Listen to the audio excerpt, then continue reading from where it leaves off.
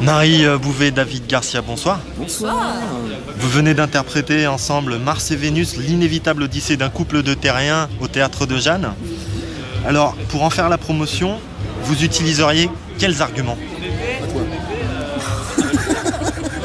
Mais que tout le monde se sent concerné, que c'est des histoires de couple, donc forcément les gens se retrouvent dedans, que c'est interactif, donc ça change un peu des spectacles, c'est un mélange de café-théâtre et de pièces, donc ça change un peu, c'est hyper interactif. Donc voilà, j'utiliserais ça te ferait bien? Ouais, pas mal, puis comme c'est une histoire de couple, ça parle souvent du sexe, quoi. Donc voilà, c'est bien. Ouais, donc, le sexe est un argument majeur.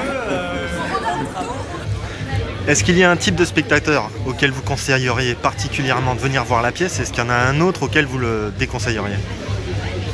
Non, tout le monde peut venir, à part les moins de 15. 15, ouais. Ouais, voilà, parce que bon, de temps en temps, comme on parle de sexe, forcément, voilà, moins de 15, mais sinon, non, tous les couples, entre copines, entre potes, c'est sympa. On joue pas mal sur l'opposition homme-femme, lui il met les mecs de son côté, nous on met les filles de notre côté, donc c'est sympa. Oui, non, moi je mets les filles de mon côté, voilà. Donc non, tout le monde peut venir, sauf bon, évidemment les plus jeunes. Dites-moi, vous vous sentez... Gagner... Vous vous sentez comment avant d'affronter le public? Vous avez des rituels? Qu'est-ce qu'on a comme rituel? On dort, on mange, on boit. Non, on boit pas. Non, on boit pas. Qu'est-ce que j'ai comme rituel? Non, moi j'aime bien avoir ma demi-heure pour me préparer, me concentrer, le maquillage, tout ça. J'aime bien faire les choses dans l'ordre. D'abord je me change, ensuite je me maquille et tout ça. Et moi mon rituel c'est d'observer en fait. Donc elle se maquille. Lui il patiente, il attend. Il fait son rituel, il fait ça avec sa casquette là. C'est très drôle du coup. Et lui en fait, il fait un truc génial, c'est qu'il fait le danseur contemporain sur scène comme ça. Faut le voir hein, quand même. Voilà. Ouais voilà, c'est ça. David Garcia avant de jouer. D'accord. Ça donne une idée de la pièce qui est derrière. Alors j'imagine que comme tout bon comédien, vous n'avez jamais de trou de mémoire, mais si ça vous arrive... Souvent. Mais si ça vous arrive, alors comment vous réagissez justement? Alors en fait, ça m'arrive plus souvent qu'à lui. Lui, il bafouille un peu quand il a un trou de texte. Blablabla. C'est partie du personnage. Oui, voilà. Mais en fait, comme c'est hyper interactif, on peut se permettre beaucoup de liberté. Quand j'ai un trou de texte, moi, je dis carrément limite que j'ai un trou de texte. En fait, David me surprend souvent à faire l'andouille. Enfin, il a des trucs un peu spéciaux à lui. Du coup, ça me fait perdre mon texte. Mais le public le comprend et on rigole aussi, donc ça se passe bien. Qu'est-ce que je fais quand je dis Ah oui, je dis bah voilà, bah on est bien. Hein, c'est quoi la suite? On est bien. Hein, ah mais je ne sais pas. Ils deviennent quoi les couples qui viennent vous voir après?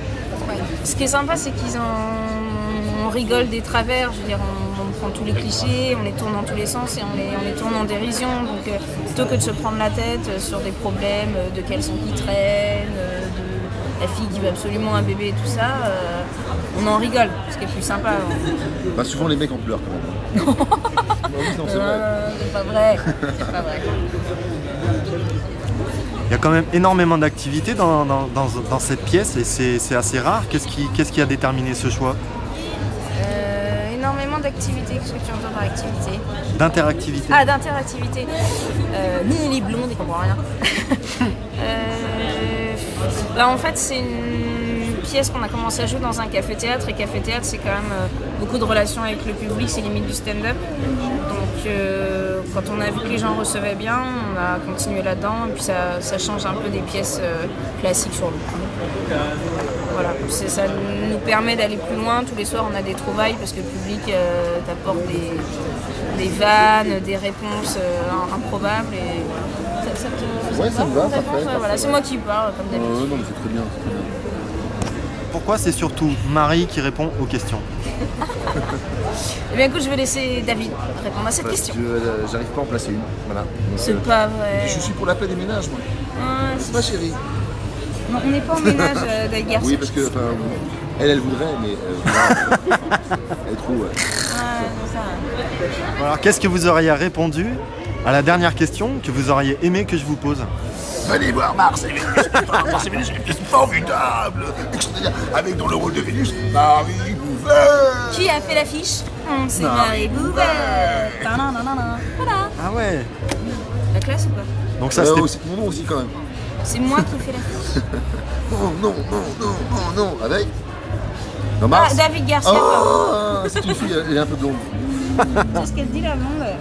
Tes yeux. D'accord. D'accord, donc ça marche aussi bien dans la réalité que sur scène en fait, votre Ah non mais la rapport pièce c'est tout le temps, tous les jours. Je veux dire quand on monte sur scène c'est juste qu'il y a des projecteurs, mais sinon dans la vie c'est comme ça tous les jours. Enfin heureusement pareil je suis aussi. pas avec lui. Marie Bouvet, David Garcia, merci beaucoup d'avoir accepté de répondre à ces questions débiles pour Merci cette interview. Anatole. Merci beaucoup. Bonne continuation à vous. Beaucoup de succès à la pièce. Merci. Alors. Et à très bientôt. Salut les amis.